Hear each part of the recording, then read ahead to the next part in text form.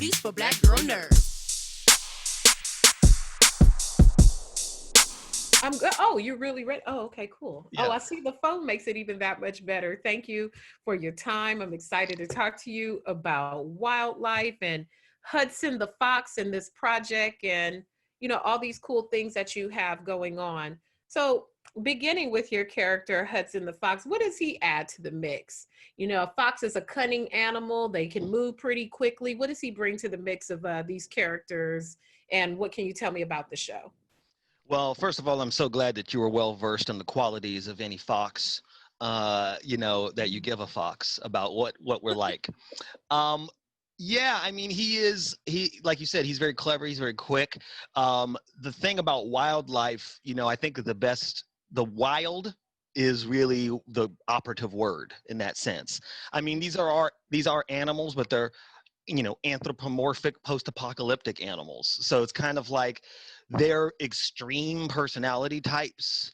And Hudson is a little, well, he's the guy at the party that when he walks in, you're like, oh no, like it's just, oh, it's gonna get so loud right in my ear right now. Like he will not let you go. I bet you he's a close talker. He also has no idea of the power of his own volume. And he likes explosives, but he doesn't know anything about explosives. So he's dangerous but fun. Well, we like that. Sometimes that type of a person can be the life of the party and set things off. So is he like the catalyst or the rebel rouser of what the animals are going to get into? The only thing I can think of is like he's my Gonzo, I guess you could say. Like he's in a way, to me, he's the Gonzo of the group, in that he's somehow always doing his own thing, but it folds into the group. Mhm. But he always is the person who takes it to that next level before everybody else is ready. Mhm. What I like about this, as we look over very smoky Los Angeles, very doom Yeah. looking Los Angeles right now, it's almost predictive, like The Simpsons. Like they say they have a Simpsons episode for every occurrence of anything that happens in humanity. Is wildlife going to be one of these predictive type of shows, or is it going to examine topics that could be foreshadowing for what we're going to experience? Wow.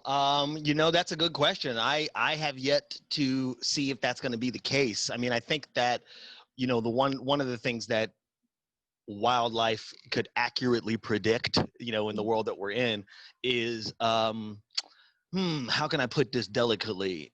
Our addiction to normalcy. Does that make any sense? Mm. Like this, what we're going through right now is not easy, obviously.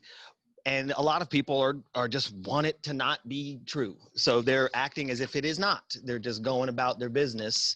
And I'm almost like, I don't even know if I can judge people. I don't like that. I don't condone it. But like, this is really difficult. So the thing about wildlife, though, is they are still, even though they're talking animals in a post-apocalyptic world in which there technically is no indoors, anymore. Everything is modernist architecture in the Mm. apocalypse. Like, what's inside, what's outside? I can't tell. Um, yeah, you got to, yeah.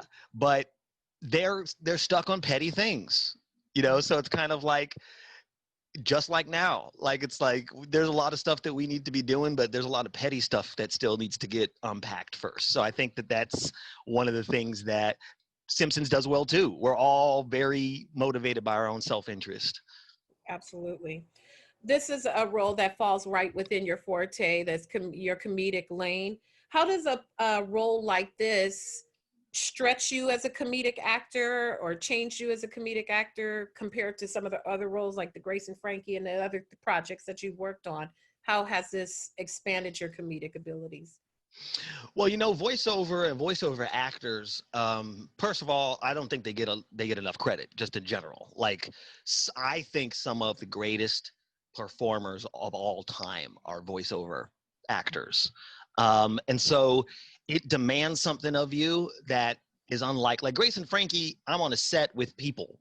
So it's like, at least I have a back and forth, in that situation, acting is like a tennis match. It's like, kind of back, you know, those are TiVo sounds, but still. Whereas voiceover acting, I don't have the other actor. So it's like, I really have to use my imagination and think about all the different flavors, pitches, you know, tones and colors that just my voice can convey.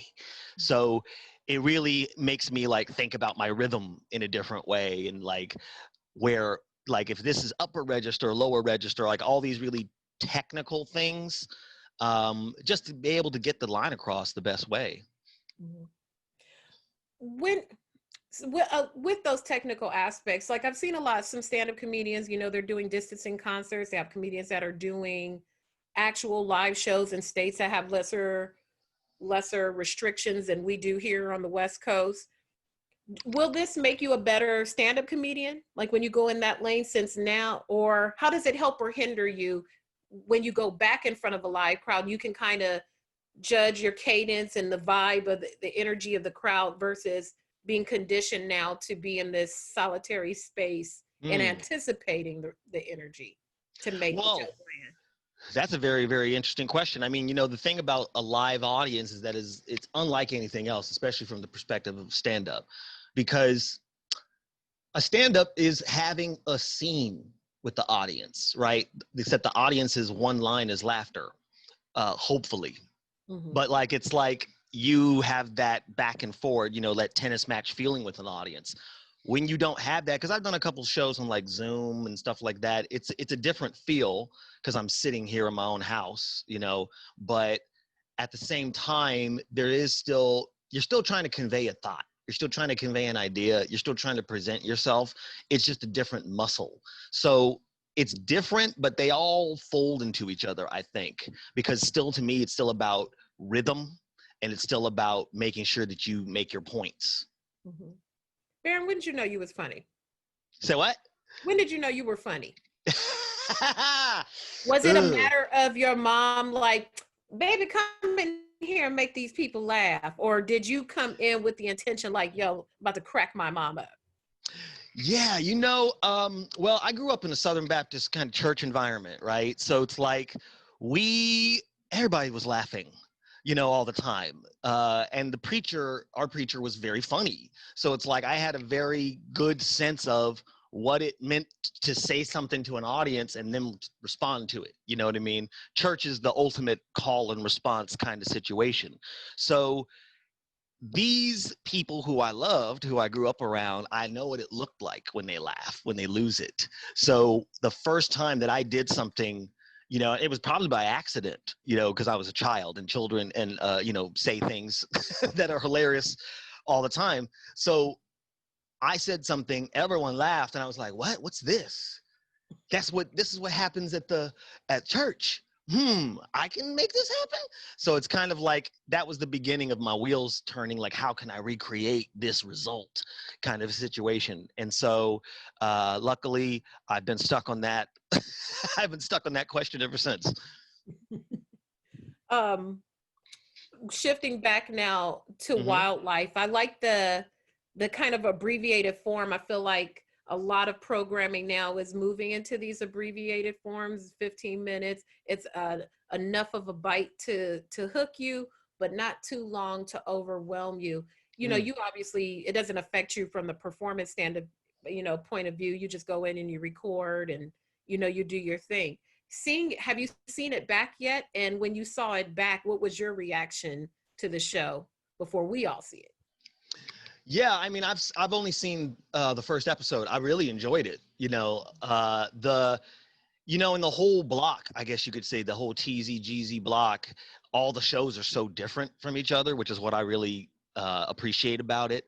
But our show, this one, Wildlife, is, I mean, I do think it's kind of the most out of all of the, it's weird to say it's the most out there, because I think all of these shows are kind of out there.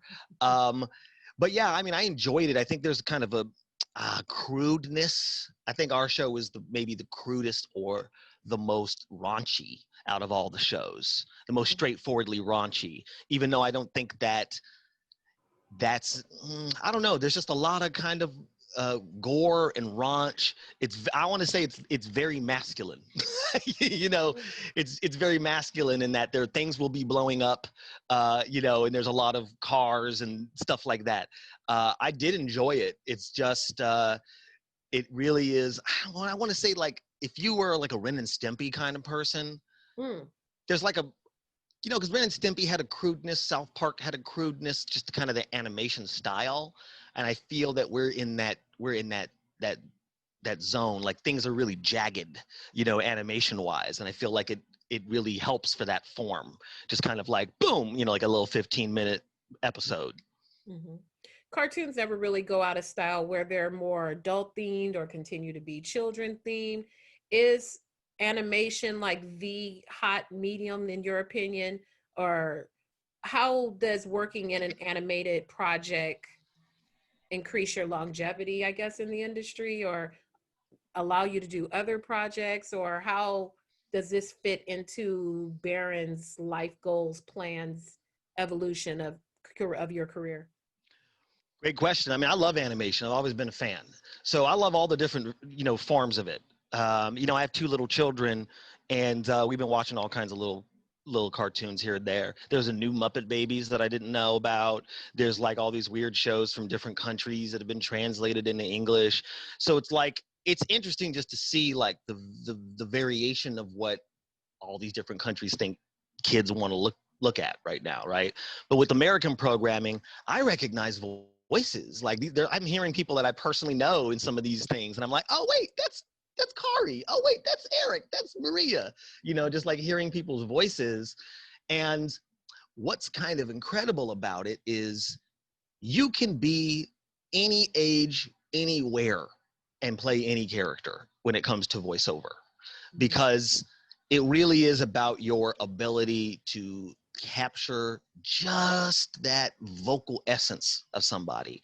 You are in collaboration with animators and, you know, artists and all that stuff, but you can't, you know, you don't get to say, you know, what, you know, Doug or Rocco look like, you know? So it's like, for me, animation has always been a great medium to be able to be very, very expressive, because sometimes it can be very straightforward and sometimes it can be out there, as we know with like anime, you know, stuff of Miyazaki and stuff like that. So it's kind of like all of that is beautiful to me, and it's always something that I've personally wanted to create more of, animation, especially animation that's from my perspective, a Black perspective, you could say. Sometimes I call it blanime, but like there's a lot of different shows that have been doing things like that, you know, like Boondocks, you know, Black Dynamite. So there's shows that are out there that have been out there doing these things for a long time, but they haven't gotten this sort of mainstream, if you will, recognition that something like a Simpsons or a Miyazaki you know, gets. I do think, like, I saw that Hair Love, you know, Matthew Cherry's film, Oscar-winning film, and I was like, this is beautiful. Like, it was like, this is just really good storytelling. You know, it was funny. There's stuff for kids and there's stuff for adults. So it's like, I do like the idea of there's something, you can put something for everybody in an animation, and have it sort of move quite quickly. It's a different medium. I haven't worked in it enough to know exactly how it works, but I do know enough about it to know that I want to get more involved. You know, I think it's a great storytelling form and one I've always loved. Well, you know, when you speak it into the universe, you know, the universe starts to conspire. So you have to keep saying that into the universe. Perfect. Thank you, Alchemist. I will keep doing that. And lastly, when people look at the series and they look at the description, they'll have preconceived notions of what the show is. What is the show? What is the show not, and what is the show? Okay. Well, you know, I did say it was kind of crude and kind of vulgar, but I don't think that'll turn people off. I think ultimately it's about a group of people trying to look out for each other. You know, I think that's the heart. It's this sort of like family unit of animals that have found each other in this world, who are just trying to get through the day, you know, and their day involves not only like, does such and such like me or think I'm cute, but also, oh, watch out, there's some zombies and mutants on the way. So it's kind of like stuff that, you know, in a couple of years we'll probably have to actually deal with. Absolutely. Absolutely. I just hope they're not those 28 days later zombies, because I am not that fast.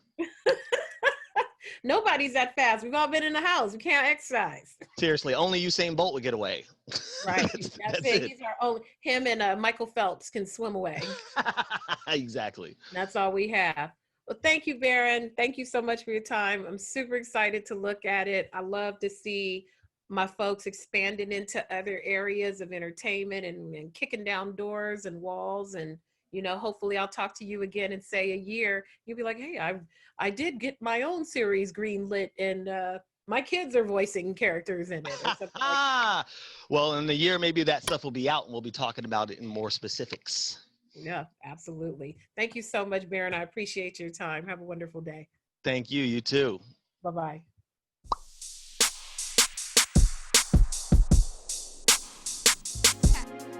Better shake your booties for black girl nerds.